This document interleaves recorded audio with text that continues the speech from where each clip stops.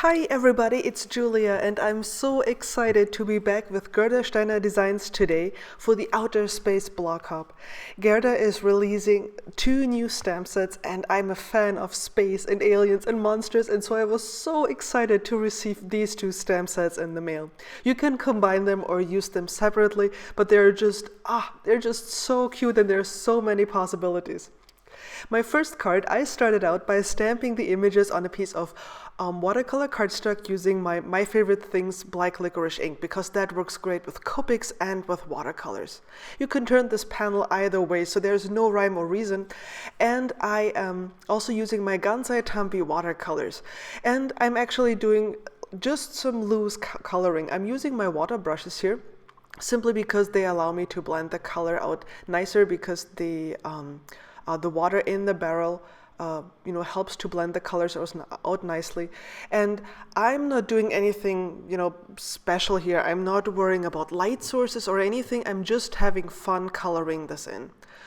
You can be as precise or as loose as you want to, because in my case this will be a background panel that will actually be covered by vellum, so I wasn't too worried about adding a lot of details and stuff, and I really enjoyed actually just coloring just for fun without worrying too much. And these images are so much fun. There's so much that you can do with them. If you want to be more detailed, you can, but if you just want to do some loose coloring, they are perfect for that as well. And they just make me chuckle. Like, those aliens are so adorable. So I did the same thing basically on all of them, just using different colors. And I didn't do the colors too intense because I knew this would be a background piece.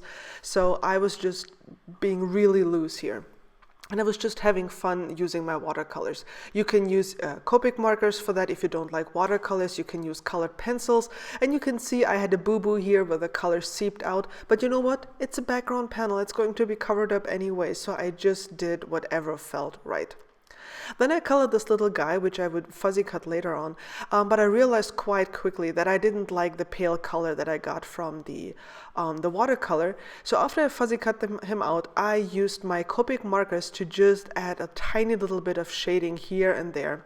And I didn't go crazy, but I added a little bit of even a darker gray later on, just so I would have a little bit more contrast. But that's it. It was really simple coloring. I wasn't out to do something really, really special.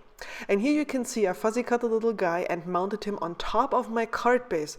And I had put some vellum on top of that colored piece, and you can just see it through, but it's a little bit muted and it's really a fun background. And I added a few drops with liquid pearls here and there. I would have added sequins, but my sequins are currently somewhere in a moving box, and it's like 600 kilometers away, so no chance of that. Yeah, that was my first card.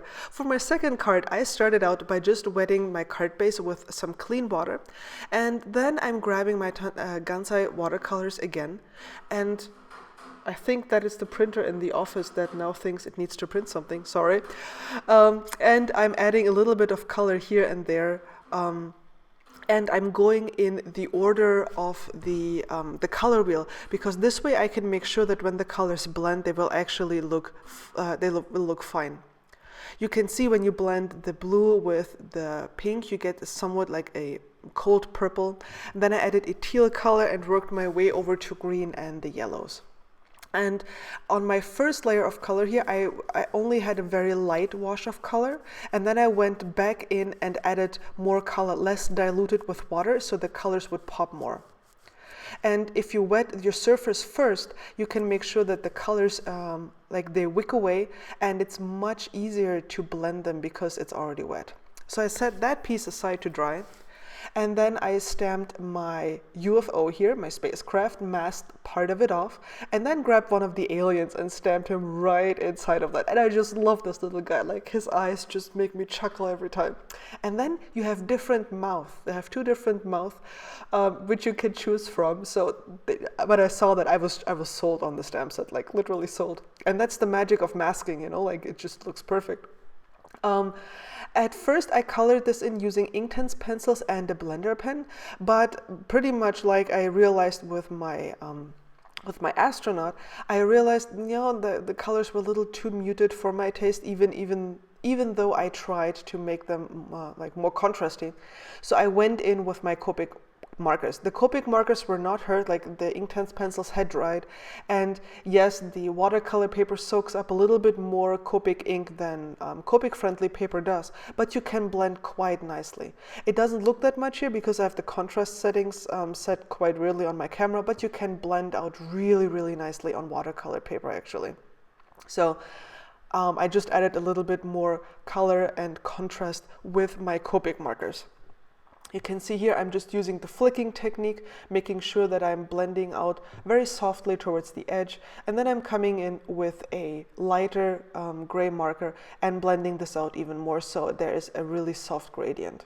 And this way my little UFO here has even more color.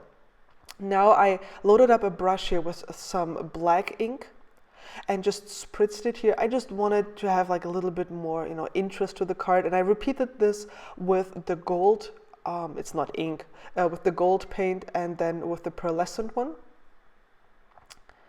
And you will see that later on, I hope in the photos, that you get a really fantastic shimmer to this card.